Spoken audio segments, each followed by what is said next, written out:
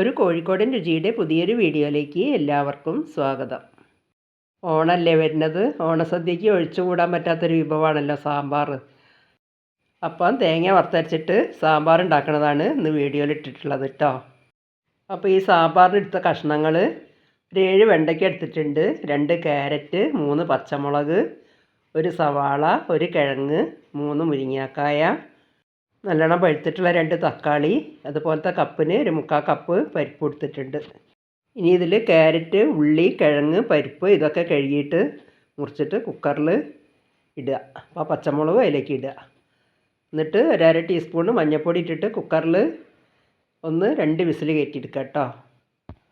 Cooker whistle വരുമ്പോഴേക്കും വെണ്ടയ്ക്കും മുരിങ്ങാക്കായും തക്കാളിയും പിന്നെ എൻ്റെ വഴുതനങ്ങയിൽ 2 ചെറിയ വഴുതനങ്ങ ഉണ്ടായിരുന്നു കേട്ടോ, പച്ച, അതും കൂടി മുറിച്ചെടുത്തിട്ടുണ്ട്.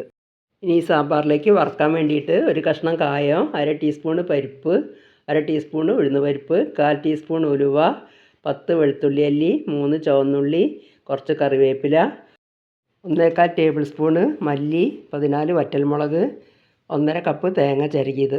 ഇത്രയൊക്കെയാണ് കേട്ടോ സാമ്പാറിന് വറുക്കാടുത്തിട്ടുള്ളത്. മുളക് പൊടി മല്ലിപ്പൊടി ആയിട്ടും വേണമെങ്കിലും എടുക്കാം കേട്ടോ. മുളകും മല്ലിയും തേങ്ങേൻ്റെ കൂടെ വറുത്തരച്ച് ചേർത്തുമ്പോഴാണ് കേട്ടോ ഈ സാമ്പാറിന് ടേസ്റ്റ് കൂടുക.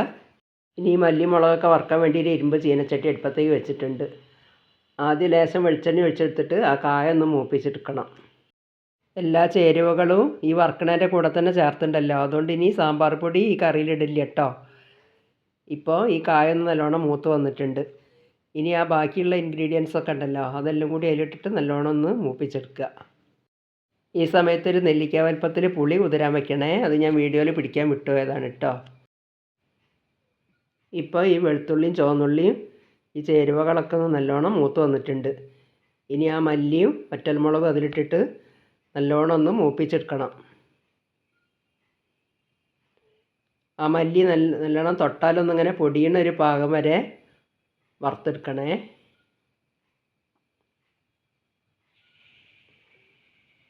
ഇപ്പോൾ ഇതാ നല്ലൊരു ബ്രൗൺ കളറായിട്ടുണ്ട്.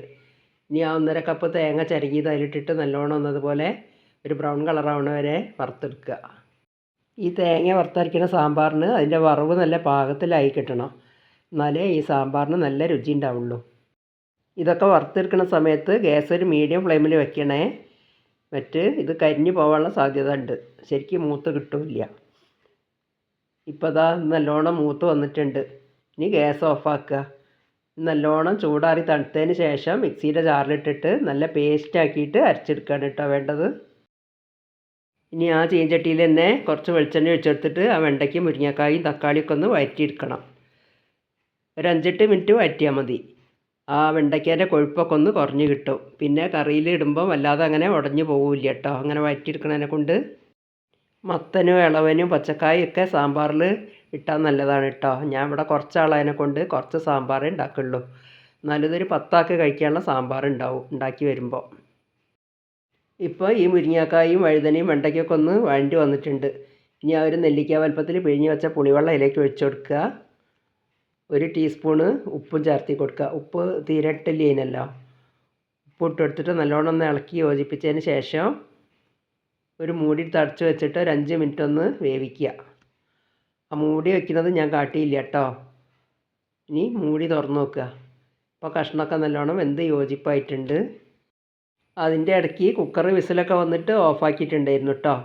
ആ കഷ്ണം 2 വിസിൽ വന്നപ്പോൾ നല്ലോണം വെന്ത് യോജിപ്പായിട്ടുണ്ട്. ഇനി ആ വെണ്ടയ്ക്ക് മുരിങ്ങാക്കായൊക്കെ വെന്തത് അതിലേക്ക് എടുത്തൊഴിക്കുക. ഇതൊക്കെ രാവിലത്തെ തിരക്ക് കാരണമാണ് കേട്ടോ ഫുള്ള് വീഡിയോ പിടിക്കാൻ കഴിയാഞ്ഞത്. ഇനി ആ പേസ്റ്റ് പോലെ അരച്ച അരപ്പ് അതിലേക്ക് ഒഴിച്ചു കൊടുക്കുക. മിക്സിയുടെ ജാറിൽ കുറച്ചും കൂടി വെള്ളം ഒഴിച്ചിട്ട് പാകത്തിനുള്ള വെള്ളം ഒഴിച്ചു കൊടുക്കുക. എന്നിട്ടൊക്കെ ഒന്ന് ഇളക്കി യോജിപ്പിച്ചിട്ട് ഉപ്പൊക്കെ ഒന്ന് പാകം നോക്കിയപ്പോൾ ഉപ്പ് ലേശം പോരായി ഉണ്ടായിരുന്നു കേട്ടോ. അപ്പോൾ ഒരു 1/2 ടീസ്പൂൺ ഉപ്പും കൂടി അതിൽ ഇട്ടെടുത്തിട്ടുണ്ട്. ഇനിയൊക്കെ കൂടി നല്ലോണം ഒന്ന് ഇളക്കി യോജിപ്പിച്ചതിന് ശേഷം കറി നല്ലോണം ഒന്ന് തിളച്ച് വരട്ടെ. അപ്പം കറി നല്ലോണം തിളച്ച് വന്നിട്ടുണ്ട്. ഇനി കുറച്ച് മല്ലിയില അരിഞ്ഞതും കറിവേപ്പിലയും കൂടി അതിലേക്ക് ഇട്ട് കൊടുക്കുക.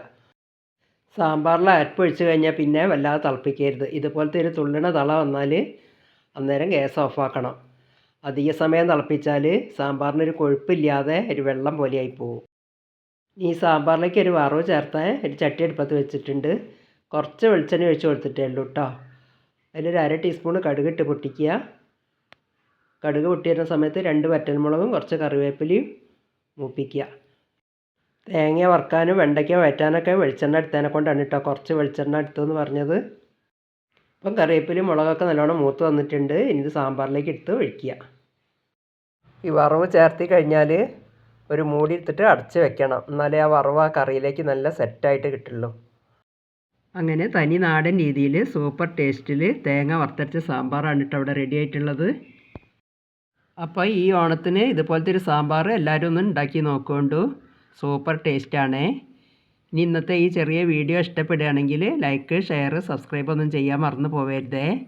കമൻറ്റ് എഴുതി അറിയിക്കണേ.